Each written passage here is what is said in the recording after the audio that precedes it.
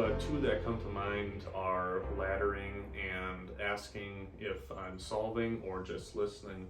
Um, Oftentimes, Allyson will come home and she'll be stressed or worried about something, and one of the first things that I do is just ask her, okay, if you're worried about something, what happens if it comes true, or what if it happens, and then she'll express another fear or another worry, and I repeat the same question, and eventually we get down to a point where it's like, okay, this is the true fear or this is the true worry. A lot of times, we have to dig to get down to the root cause or the true fear. So that's one that I feel has been very beneficial for us. And then the second one is asking if I'm listening or solving. So as an engineer, my gut reaction is to immediately try to solve the problem. So I'll often ask Allyson in the conversation early on if I'm trying to solve the issue that she's expressing or telling me about, or if I'm just listening. Prior to premarital counseling, my first instinct was to fix the problem immediately, and it ended up getting us more frustrated sometimes because you didn't want me to fix it and you just wanted me to listen. So I think that's been a major help for us. For me, it's definitely learning to be a better communicator instead of isolating and avoiding tough topics. I definitely, before premarital counseling, would shut down either emotionally or physically, or isolate myself in a different part of the house, or just avoid the topic in general. And our premarital counselors, Judy and Steve, use this picture with us. It's two adults. You can kind of see through them a little bit, and they're sitting back to back, not looking at each other, kind of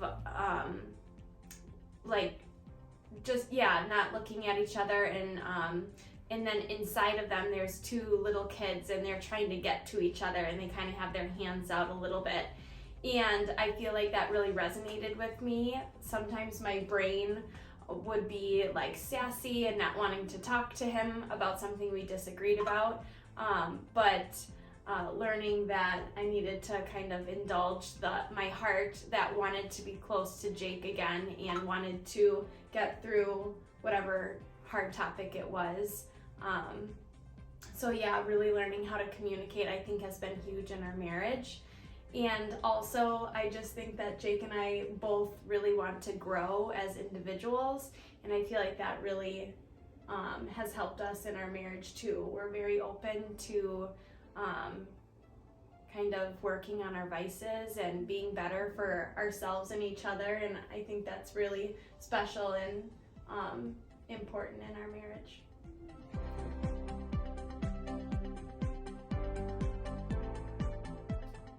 I think it's really hard for me to pick out the thing that I love most about you.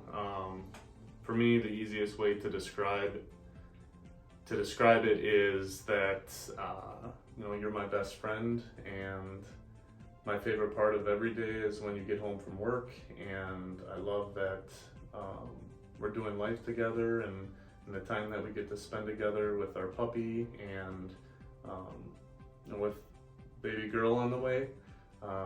There isn't anyone who I'd want to be doing this with. That was sweet.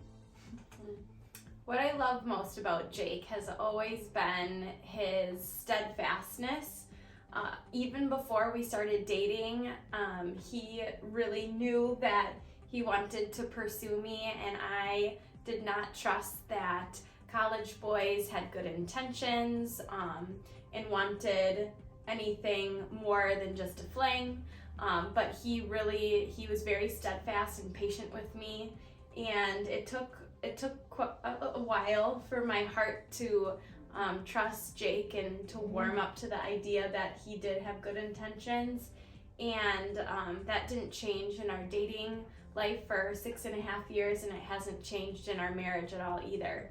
He is even keel when I am a little bit up and down. he is most definitely our rock.